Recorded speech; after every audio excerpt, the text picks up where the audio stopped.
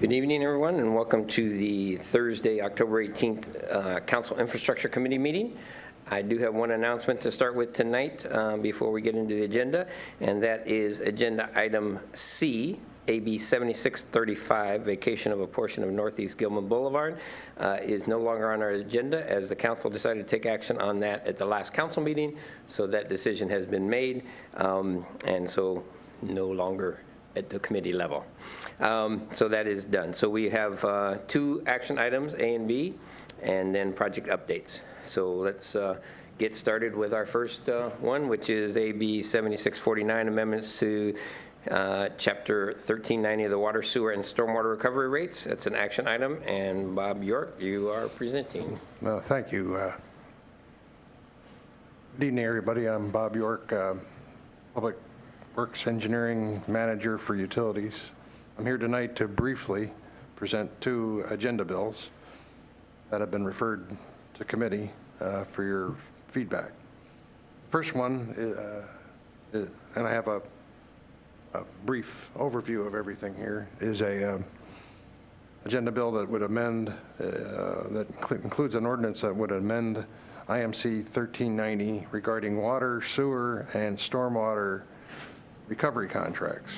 The administration's recommendation is that you should approve this particular item. So I have a very brief discussion of what is a recovery contract, what are the changes that we're trying to make, and what's the impacts on the city, followed by a summary.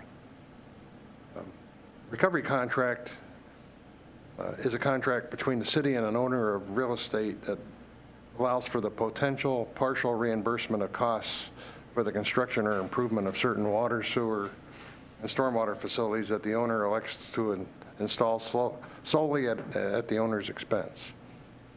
Per state law, the city is required to enter into recovery contracts for eligible improvements if requested by the property owner.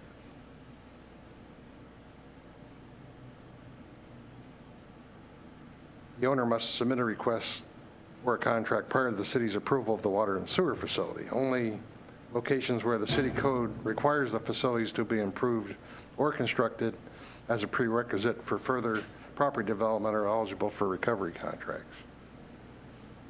The contract must provide for the pro rata reimbursement to the owner or the owner's assigns for a portion of the costs of the water, sewer, stormwater facilities improved or constructed.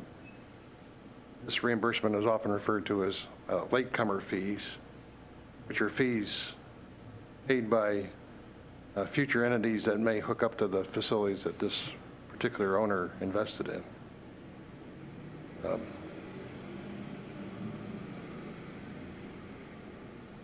Recovery contract is only effective for a prescribed period of time, which is what's primarily changing tonight. All recovery contracts must be approved by the Public Works Director and City Attorney and then accepted by the City Council. So what are the changes and why are we doing this? The RCW has changed, and so we've gone and reviewed the RCW in comparison to our Issaquah Municipal Code and have made the changes. There's two primary changes.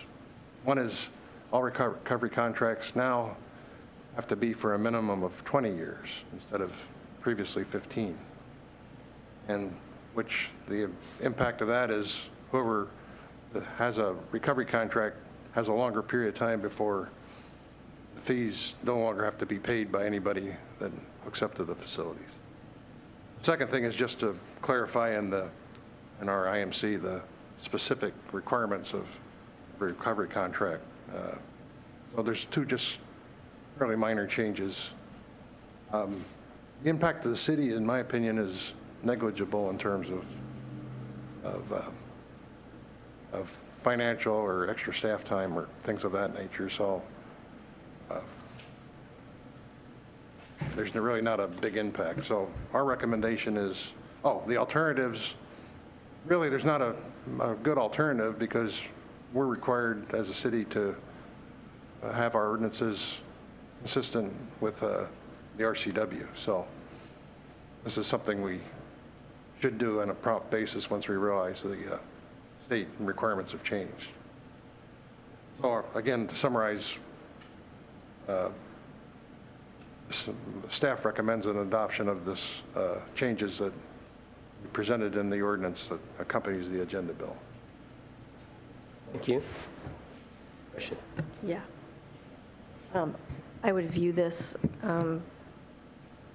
probably nothing more than housekeeping, but I do have a couple comments. One is the agenda bill says recently, and the new code that was revised took effect in 2014, so it's not that recent. So I think we should at least add to the agenda bill that it was code language that was amended by the legislature in 2014. And I'm not sure how we discovered it, and maybe we're working on some contracts or something, but, and then I want to make sure I understand what this is for. So let's, the circumstance would be somebody decides to do a sewer extension in front of their property so they can connect a sewer, but it also passes in front of other properties. And so later on, when somebody develops or decides to hook into the sewer, then this enables the city to, or that property owner, to receive some latecomer connection reimbursements from connection charges to the later development for a period of at least 20 years. That's correct. Okay. And the latecomer agreement is an agreement between the entity that actually funded the extension Okay. and the city. And so the city would collect the money and then reimburse that owner who paid the original amount. And it's for a period of 20 years minimum. Okay. The requested change that I have to the proposed language, if I can find it with all my papers here. So the ordinance on page 1, it shows that we're proposing changing 13.90.030 to read, the recovery contract shall provide for reimbursement for a period of 20 years from the date of the contract is approved by the city. And then it says that, and that's consistent with RCW. Then in that same language, it says the contract may be extended for a time not to exceed the duration of blah, blah. The actual RCW says the contract may provide for an extension. And the difference there is that, I mean, it's a subtle difference, but it's a difference. So you could include, the state law says that the contract can provide, in the contract language, that you execute with the entity providing the funding, that you could provide for an extension in that contract. Our language that we're proposing says that if somebody asks us, we may provide an extension. And I think we should track the state language because I think it's harder for somebody to come to the city and ask for an extension. If it's not already in the contract, we don't have any reason to extend it.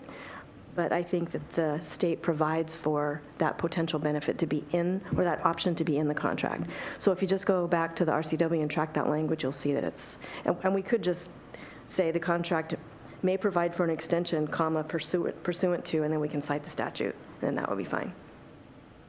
We'll make those changes. That's a good edit. Okay, and then can I make more comments, Yes, Bill? go ahead. Okay. The other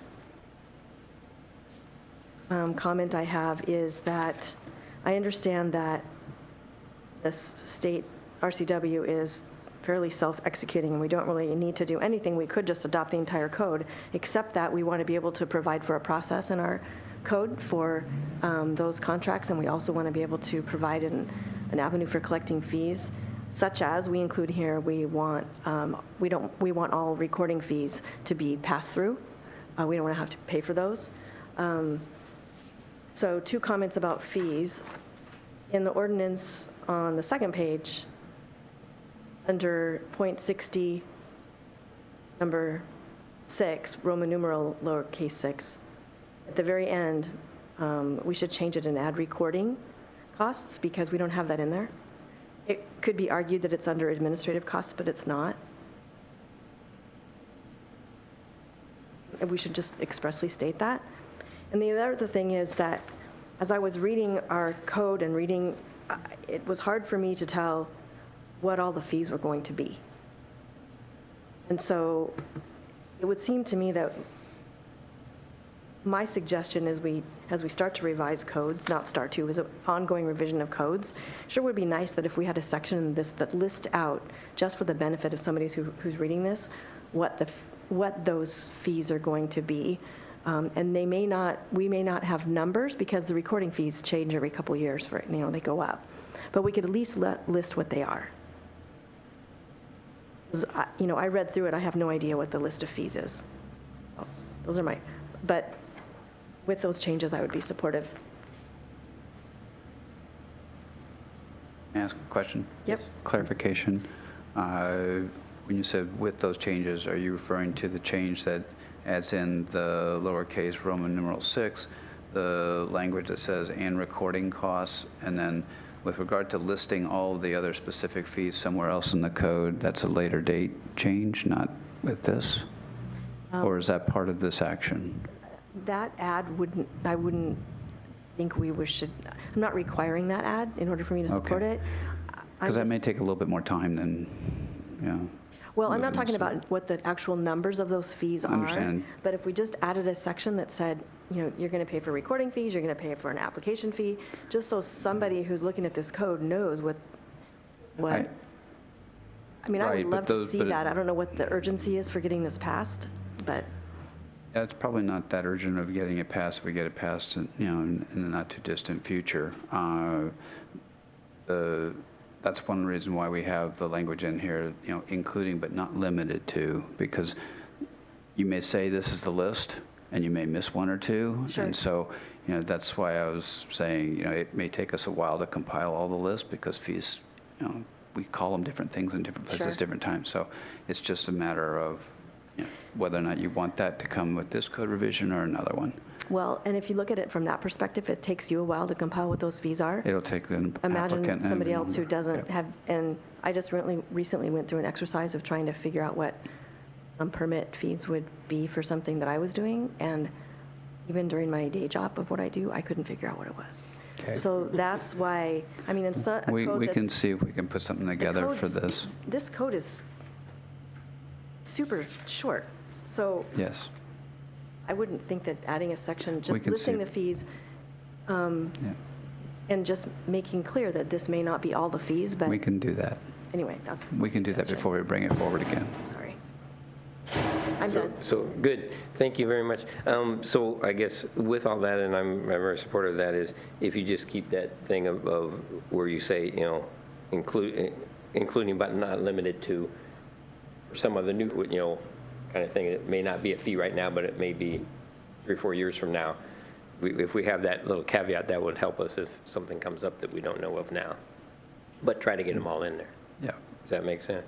In that same paragraph, we'll add a number of other fees in there that we think would apply to this situation in that same paragraph. And we'll keep that language as well, Yeah, I including see but what not you're limited saying. to. I guess I was thinking of, Because what if a new fee comes up, 4 or 5 years from now that we don't know of now? no, I totally get that. It just, I mean, even this, if I'm somebody who's reading this and I'm thinking, okay, well, I'm going to make use of this code in the RCW and get a contract so that I can get reimbursed later for latecomers. Water, sewer, storm, it just, this is just fees. It doesn't tell me, look at it as a user of the code that's not working for the city. Where are those fees? What might they possibly be? Legal fees, engineering fee, I mean, it just, I don't know. That's one of my beefs with the code, is you cannot figure out what your fees are. And so since we're talking about I don't want to make this bigger than it is, but it seems like we should have a place to start, and it seemed like this one is a fairly simple, non-urgent change, and we might start here. I can't tell you to do that, I don't think, but maybe I can, maybe we can, but. We can. It's a reasonable request. Yeah, I just think it And needs so to be more clear. we'll add either another paragraph or something, but we'll add a more comprehensive list of the fees, as well as probably reference other areas of the municipal code for where they can find fees. That'd be as they excellent. may change, or not in the future, because it's in other areas of the code where the dollar values are presented in there. So, and of course, there's fees that aren't fixed, legal fees, administrative fees, things like that. So Yes. we'll add some language in there, have it reviewed by the city attorney, and then we can bring the ordinance back if the council meeting, if the committee wants, or we can bring it back to committee. That'll be up to the committee to decide how you want to do it. Okay. Yeah, so you asked for basically 2 changes, and they're going to, you know. 3. Okay. They're going to work on that. A question on the section 4, which is that it is, title shall be published in the official newspaper of the city, and wondered, it will also be, I guess, published on the website, and also what is the official newspaper of the city? The official newspaper of the city is the Reporter. And then I don't know whether we publish ordinances and the like on the web. I'll have to ask the city clerk that question. Okay. It's in this one and also in the next one, and it seems to me that it might at some point be good to revisit how people actually would get news about things and make sure that we are posting news where people would see it. Okay. So, the things you both suggested, I'm okay with. You're both okay with all those changes, additions, clarifications, what do you call them? You're okay with getting them done. So then the question to you all is, this was set to bring it back fairly quickly to the council, and assuming on consent, but we want to give you just a little more time to make sure you get all those changes in, and do we want to see it again, or can it come back? Can we see it when it just comes back to council? That'd be the question. It depends on what the council did. It's November 5th now, it's set up to come back November 5th. Right. So it's supposed to come back on November 5th, so it either has to go back to council and be referred back to committee, because we can't hold it here if the council ordered it to come back, or referred it here to, sorry, not ordered it, but if that's the process. Or if the changes are minor enough and we want to refer it back to the council and just put it on consent, and then if it's not okay, we could pull it down. Those are the options, probably. Right. So, question for you, timing. Do you have enough time to get it where we can get back to council on November 5th, or were these changes going to take you a little longer than that? Let me check my calendar. I got to find out when agenda bills are due. Okay. So assuming they can get them done while he's checking his calendar, are you okay with sending it back on consent? We can look at it then. If we have any problems, we can pull it down? Mm-hmm. Okay. So you just have to verify that or not.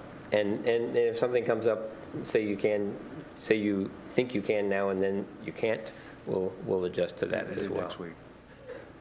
We should be able to do the modifications and get it in time for the November 5 meeting. Okay? Okay. All right. So go forward to council on consent. All 3 of us agreeing on that with the changes as added and agreed to. The administration. Aye. Aye. All right. That one is done. Now, Bob, you're not going anywhere because you have another one to talk to us about. You have, what is it, AB, I don't remember, 7646. Right. Which is amendments to the general facility charge and regional supply and treatment charges for water. And this is also for action. You want to update us on that? Please. Okay. So this is AB 7647, I believe it is. I better check, but. That is correct. Yeah. So the agenda bill revolves or discusses the recently adopted resolution by Cascade Water Alliance that raises the what they call the RCFCs, which I'll explain in a minute. And so the ask is, through this agenda bill, would you adopt an ordinance that reflects the increased RCFCs that are imposed on as fees by Cascade Water Alliance, of which we're a member. the council, or the staff's recommendation is, yes, that would be appropriate. So, what is an RCFC? This involves a charge, not a rate, a one-time charge that are only imposed when a property owner seeks to either connect to our water system for the first time, or in another scenario, wants to increase the size of their existing connection. At the time that they receive their approved building permit, they are assessed two water-related fees. One is a general facility charge, or GFC, which relates to the city's costs that are assessed to manage the growth-related capital costs associated with a new connection in their system. The other one is a regional capital facility charge, or RCFC, which we, as a member agency of the Cascade Water Alliance, collect on their behalf.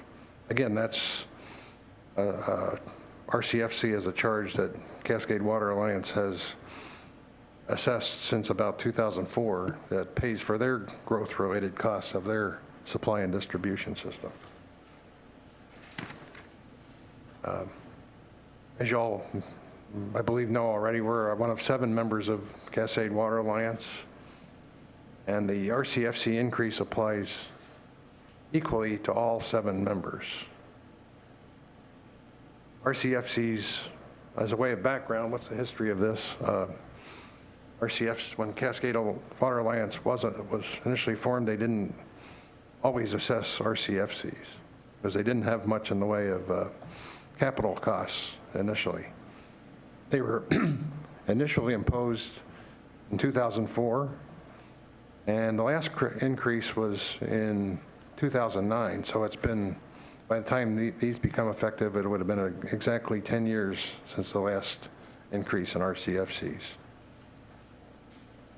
So how much is the increase? Effective on July 1st, 2019, the increase from the present rate is 6.8%. And a year later, they add another 3% increase to the RCFC. So in absolute terms, currently the RCFC for one single-family residence, or what they call a Cascade equivalent residential unit, is $6,005. Effective January 1st of next year, it'll go to $6,416, and then in 2020 to $6,607. So for people with larger meters than residential, it's the percent increase is the same, but the absolute value is higher. What are the alternatives? Pragmatically, there is no practical alternative to avoid collecting these fees on behalf of CWA. It's really, as a member agency, we're expected to collect them and to forward them on at the appropriate time. Well, I don't see a practical alternative to not approving this, considered in some ways a pass-through.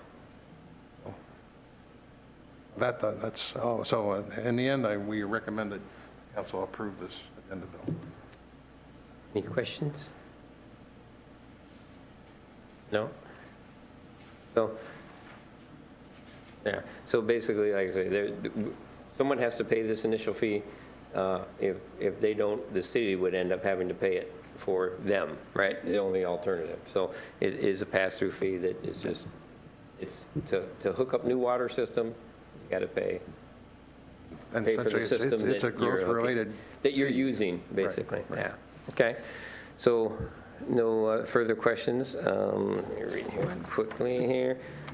I just have, Okay. You do have a question? it says the ordinance also updates the name of the charge to regional capital facilities charges. What was it before? Regional connection facilities? Currently, the ordinance calls it a regional supply and treatment charge. Oh, okay. So it's sort of inappropriate because Cascade Water Alliance essentially doesn't supply treatment. Sure, okay. So we decided it would be more appropriate to update the terminology to the currently used nomenclature. There's one misspelling in the ordinance, but Where's that? it says kitchen? capacity rather than capital. Another council member already pointed that out to us, and we've corrected on the ordinance that would be signed by the mayor. Okay. So I appreciate both of you guys finding that. Don't let those slip by. All right. So with no further discussion, it sounds like we're all three in agreement to pass this on to consent on November 15th meeting? I am in support, but I just had one comment, which Okay, is, go ahead. so I'm on the alternate member on the Cascade Water Alliance board, and we had a lot of discussions and explanation around how these are calculated, and there's a lot of math that goes into ensuring that the capital plans are equitably funded for future growth through these charges. So I think that the bill does do a good job of capturing what we need to know, but there is also a lot of information available about how they actually decide how much they're going to charge and what's the calculations that they use to get to those exact numbers. Thank you. All right. So just to affirm again, all three of us are in agreement to send this on to consent on November 5th. All right. Another action item down. Okay, since we canceled item C on the agenda, the next item is project updates. Have any great updates to give us, Sheldon? Yes, I've got a couple, and then I'm aware that Councilmember Goodman has some questions about items on the update list. So I had two that I wanted to give. One is related to Southeast 62nd, and the other is related to an item that's not on the update, but it's an up-and-coming issue for the city and the council, as well as multiple other agencies across the nation. And I guess I'll start with that one first. That's dealing with Federal Communications Commission, FCC, ruling that was just issued in late September related to wireless facilities in the right-of-way. And this deals primarily with small cell types of facilities. And the order that has been given by the FCC includes provisions that talk about in-kind services. Excuse me, there's two orders actually that were given. One deals with cable franchises, the other deals with the wireless facilities in the right-of-way. The order for the cable franchises includes language in there that talks about in-kind services provided by the franchisee would actually be part of the 5% maximum franchise fee. And then also it provides clarity to for those franchisees that provide multiple services, cable, internet, and telephone together, maybe packaged, just because they have the video, the franchise authority can't regulate the other services that which they provide under the franchise because it's covered in a different way. Those are some things that are in the cable franchises that we're tracking, as we'll have to deal with cable franchises as well. The wireless ruling that came out by FCC, just real briefly and highlight-wise, adopts rules to streamline the wireless siting and review to facilitate the deployment of the next generation of wireless facilities. Specifically, some items that it does is it identifies specific fee levels for the deployment. In other words, it provides for certain criteria to be met for reasonableness of permit fees. If they wanted to use city facilities, limited on the amount of lease we can charge. There's a lot of limitations on how much we can charge when we review and for the permits, as well as how much we can charge if they're using our light poles and things like that in the right-of-way. Secondly, it addresses state and local considerations of aesthetic concerns that affect the deployment. That's been a big issue with the wireless companies. Without getting into detail on it, it does specify volume sizes of these facilities, which are substantially larger than currently what's in the Washington code and what's larger than what's in your code. So code changes will be required. That'll be coming forward to the council to address some of this. And then last but not least, it addresses shot clocks, which is the amount of time that governs how fast we have to turn these around. And it created 2 new shot clocks, and one of them is a 60-day shot clock, and the other's a 90-day shot clock, depending on whether it's going on an existing pole or whether it creates a new pole. But there's also things that relate to how high these poles are and things like that. So it's taking away a lot of control from the local agencies. Ogden Murphy Wallace is going to be holding a webinar for its clients next week, which I'm already signed up for, as well as other staff here at the city. We're tracking this closely. The expectation is that there is going to be litigation in the nation about this. So we're tracking it. The ruling takes effect 90 days after it was produced. And so I think it was produced on September 24th or something like that. So 90 days from then is when it takes effect. So there's going to be some things that the city's probably going to have to do in the meantime while all the litigation settles out. So that's an up-and-coming issue. Wanted to give you guys a heads up without getting into too much detail about it. So just to sum up, it is basically the federal government preempting local control of those things by, is this another simple way to say that? So we would Yes. not be able to control the things we're controlling now. Yes, substantially control it.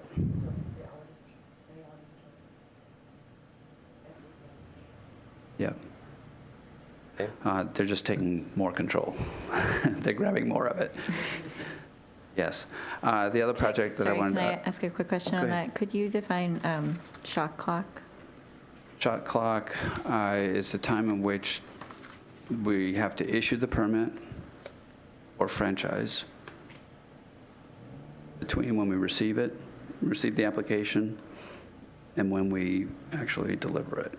And there's some nuances in there of if it's an incomplete application or something happens, it's the tracking of that time varies a little bit, but overall,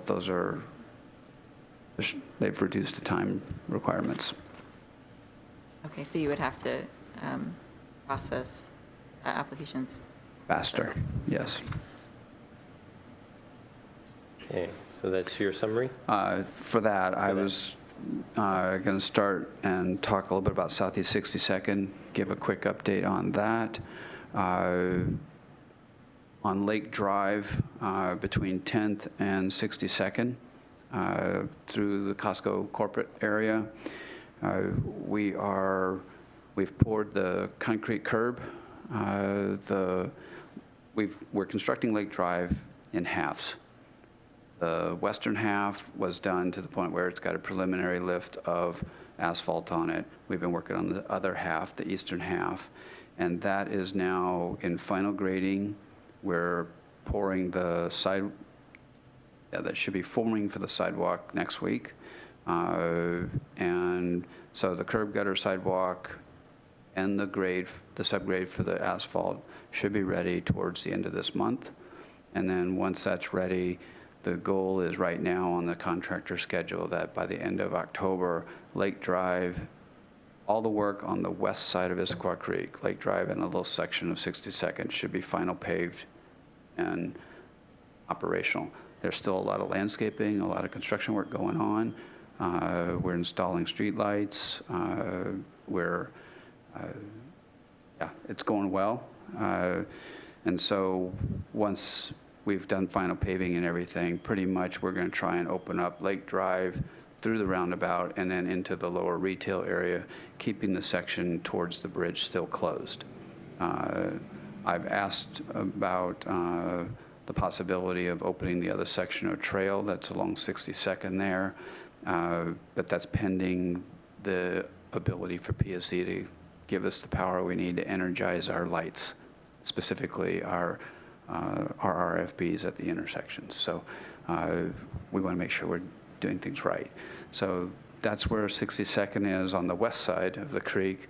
On the east side of the creek, the contractor is working diligently to finish the joint utility trench, which is a huge trench. It's got a lot of utilities in it, as well as PSE still has some facilities to move out of our way. Then once we get that done and out of the way, the utility trench, then they're going to begin more grading work, and then eventually curb, gutter, sidewalk, and paving. And we're still hopeful by the end of the year. I was actually just looking at the weather forecast, and Tuesday next week it starts raining. So it's going to be a challenge. Can't pave in the rain. So that's where we are on 62nd. We're working hard to try and get it done by the end of the year and open. Your summary? Yes. Thank you. And you said you had a couple questions?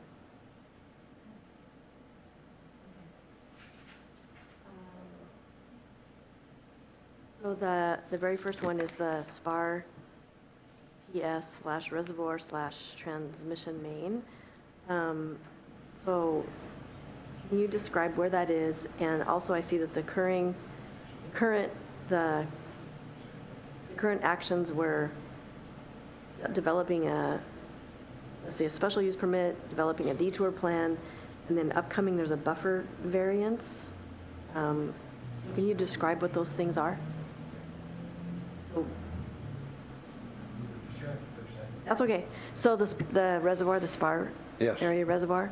So can you describe where it is, and then talk a little bit about the special use permit for the trail, developing a detour plan, and a buffer variance? Okay, we're working on that almost as hard as we're working on Southeast 62nd.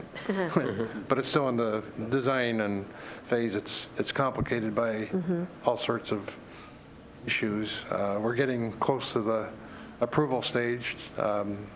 The key milestone that's next is to get all the approvals in place so WashDOT would sell us the parcels that we intend to use to develop the infrastructure.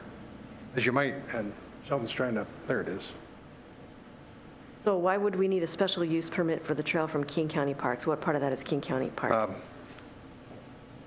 I just got the existing agreements between King County and WashDOT between the two of those parties to use the Preston Trail today. Preston Trail, as you know, is an old railroad grade. It was developed a while ago. It's on WashDOT right away. It's not on, now it's inside the city limits of Issaquah, it turns out in the last year. But King County Parks and Trails has a permit, I think it's an airspace lease or a franchise to maintain the trail infrastructure at this point. The city's not a party, I just found out again today, to that agreement. So WashDOT, various WashDOT entities want to make sure that King County will approve mainly the temporary construction impacts associated with us building our infrastructure, which means some detours and phasing of our construction will occur to maintain safety and both bicycle and pedestrian access, even if for a short period of time, they might have to use a detour or around the... On the county trail? Yeah, on the county trail. Because we're going to put pipelines underneath that trail as a part of the requirements to build our infrastructure. How far does that trail, I thought the trail coming down the Spar Road was city property. So a little bit of clarification there, and maybe simplify it a little bit. The reason why we have to, it's written here as a special use permit from the county. It's really not a special use permit. What it is, it's a permission from the county to do the work on the trail in which they're responsible for maintenance and operations of. And Bob's right, they have an agreement with WashDOT that provides that responsibility to King County Parks. So WashDOT has requested us to get permission from county parks to do our work in limited access along the trail. You asked a question following up, how long is it? It's basically from the start here of our transmission main all the way through to the point where the trail goes under the overpass on the Spar Road. And is that part of the county's, is that the county trail? That's not owned by the county. It's county's responsibility, though, for maintenance and operations. Okay. It's owned by WashDOT. WashDOT built it as part of Sunset Interchange. And a condition of that was that King County would operate and maintain it for them. Okay, and then buffer variance, why do we need a buffer variance? So the parcels that we're acquiring from WashDOT, upon which we'll construct the infrastructure, have streams and wetlands on them. So we've adjusted our design and our layout to avoid direct impacts to streams and wetlands, but the buffers need to be adjusted, or the buffers need to be used partially to build our infrastructure. There's no practical alternative that's available to avoid some impacts to the fringes of the buffers. Are we So- holding ourselves to the same standards that we would somebody else who came in and asked for a buffer variance? Yes. Okay. Critical aquifer recharge area update. Is this just something we do periodically, or Let me. maybe we allocated money for it, I just don't remember. It came to our attention that we're due for an update. Whenever things change, you're supposed to update. There's no prescribed time frame. So we took the initiative and are updating our CARA boundaries using a 21st century hydrogeologic program to define the new CARA boundaries. And by way of comparison, Spanish Plateau Water is doing the same thing right now. So we're trying to jointly, within the city of Issaquah, coordinate our efforts to update the CARA boundaries for our wells and their wells. Okay.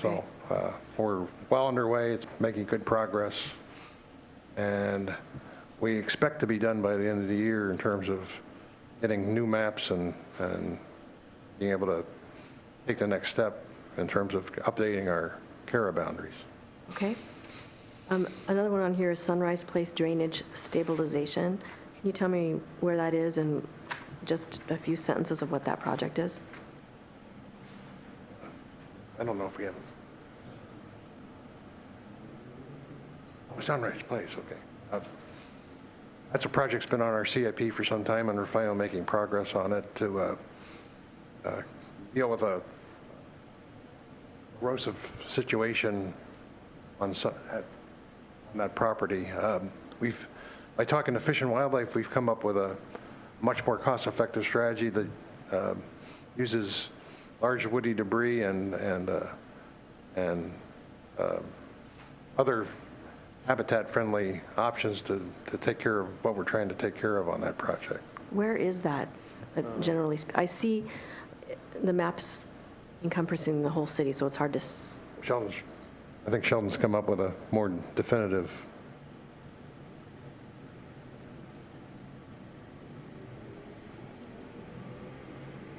The top of Sunrise Place Creek actually starts at the end of the cul-de-sac of Southwest Edgewood Court, which is right up by Ridgewood Circle. It's behind the homes that are at the end of that cul-de-sac of Edgewood Court. And then it goes down steeply and erodes heavily and goes into Cabin Creek. okay. And so what we're trying to do is stabilize that erosive hillside there for habitat and just to make sure the conditions don't get worse and start impacting other properties maybe. It's not impacting properties right now, but we Okay. just want to make sure it doesn't. Okay. Issaquah Highlands Pond telemetry, whatever that means. Can you describe what that is? What that project is? This is another project where we have a number of stormwater retention ponds up in the Highlands. They also serve other purposes, such as storage in the summertime for use as irrigation water, and also feeding the wetlands. And we have a project that's enhancing that functionality of those ponds. So this project is to allow more automation to be able to have public works operations know what's going on at those ponds without having to go up there and visit them. So we're enhancing what they call the SCADA system to Monitor. allow better control and alarms, so we can be more productive in terms of managing those ponds. That's why it's called a capacity improvement. Okay. We've already completed a first phase, and this is the second and final phase of this project. Thank you. And I think I have just two more questions. The East Sunset Way neighborhood traffic calming, it says that upcoming steps are, next step is to install the traffic circle, and I wondered when that was going to be installed. Do we know about when? Is that what you heard too?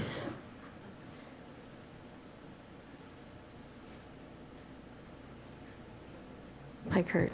Hi, Kurt Seaman, Transportation Manager. So we don't have a date certain. We do have a month certain. That month's November. We're somewhat at the mercy of weather, as Sheldon mentioned, for other projects and contractor availability, but we do have the contractor who's doing some of our other concrete work. He's doing some of our ADA ramp work as we speak, and he's slated to do the traffic circle as well.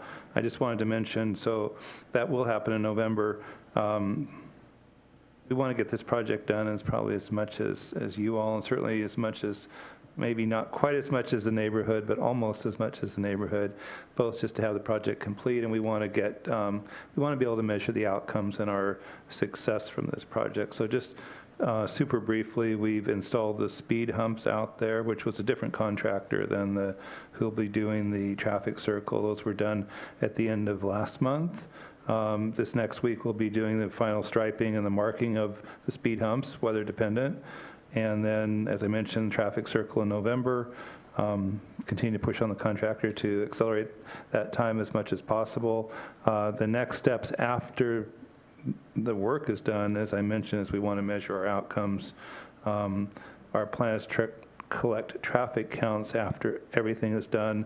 That since the circle is going to be done in November, December is probably not the best month to get accurate data, so probably get traffic counts in the month of January, that when school's back in session, and we'll have good numbers, good reliable numbers. And then, of course, we want to communicate all that back to the neighborhood in a variety of ways that we have continued to work with them throughout the project. So that's a little more than just When? an answer to your question about traffic circle, but that's more of a more detailed update on traffic calming in Sure. Old Town. Thanks. And then the last question I have is Issaquah Highlands traffic calming. It says the upcoming, the next thing upcoming, since radar speed signs were installed on 24th and 25th, is to obtain speed data. And I just wanted to know what you're going to do with that data. So we're always looking to have some information, some data to compare to see how well we're doing and see how effective what we're doing is. And so we have the data. I think I could be wrong on this, but I believe the most recent data we have from up there may be from last summer. So we have speed data for those streets. Whatever the most recent data is, we'll have a before and after data collection. So we put the signs up. We'll collect data here. We're trying to balance all our speed data counters to make sure we're using them effectively. But the signs have been up there for not too long. But once they've been in place for a while, we'll want to go back up there, get our after data, both counts and speeds, and then we'll certainly communicate that back to you and to the Highlands neighborhood about how effective they are or aren't. And then we'll be looking at additional steps if they're not effective. So Okay. they are movable, so that's a good thing. So they're pilot speed signs, I suppose you could say in that sense. We're trying them on 24th and 25th because we know that those are speed streets that certainly neighborhoods complain about. So that's where we're starting. Thank you.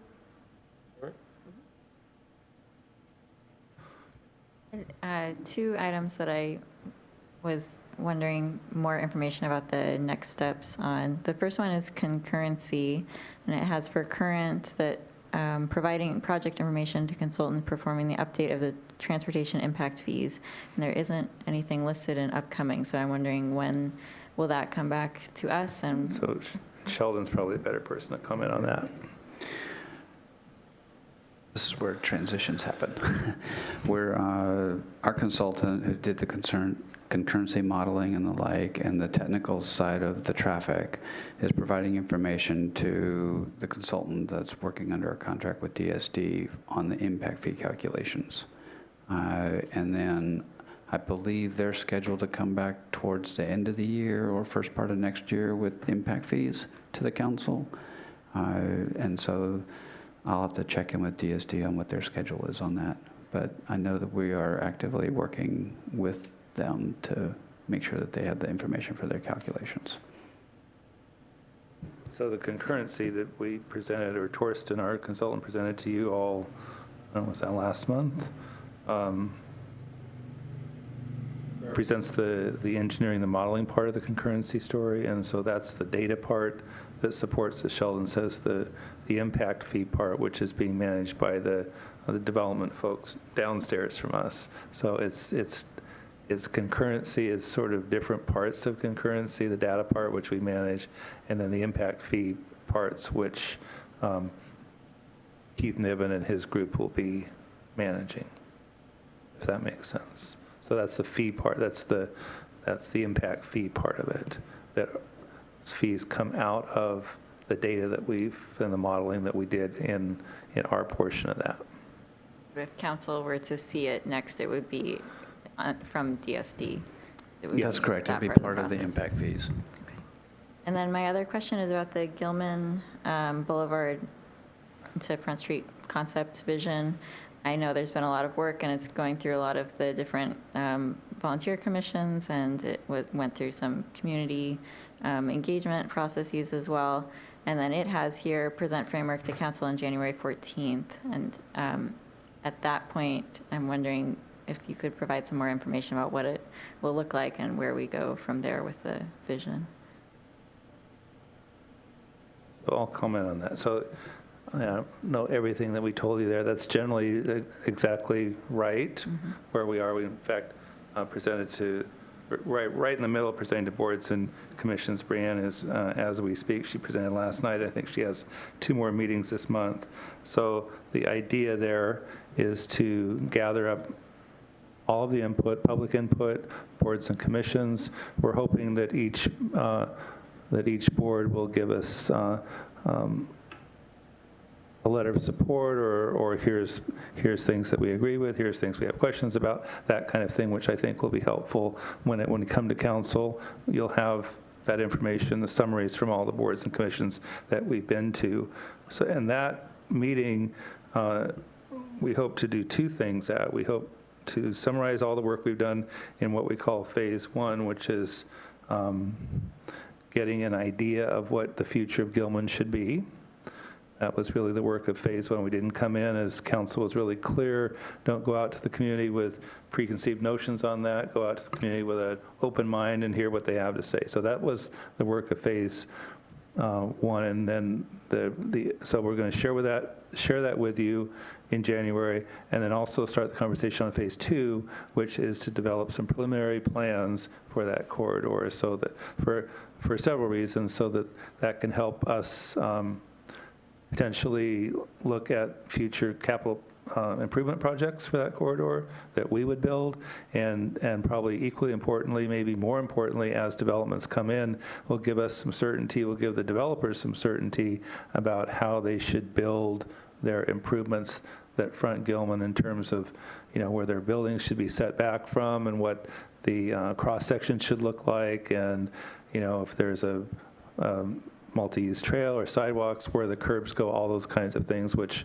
are really helpful, as I mentioned, both for the developer to have some certainty, so what we're going to require of them, and for us to use less staff time because we'll have a preliminary corridor design to work from. And that's, everything I just described is the work of Phase 2. I've got one question on the traffic circle in Old Town. Has that been designed yet? Because that's going to be a little, you're trying to design that because it's a pretty tight little place to make that That is, fit. and yes, so we're in the process of reviewing that design, and so I guess maybe just to allay your fears, so no, the contractor's not going to go out there and just build something. They're going to build to a reviewed design that we've looked at, and yes, you're right. The devil's in the details, I think, certainly on that design, because unlike traffic circles in other places, like maybe City of Seattle, we don't have the benefit of curb and gutter sidewalk to help make the circle effective. So we're looking at that very carefully, and so we're making the final review of that circle before we hand that to the contractor. Thank you. That it for any questions? Anything else you need to fill us in with project updates? If not, we are about wrapped up here. Good to go? All right. With that, this meeting is adjourned.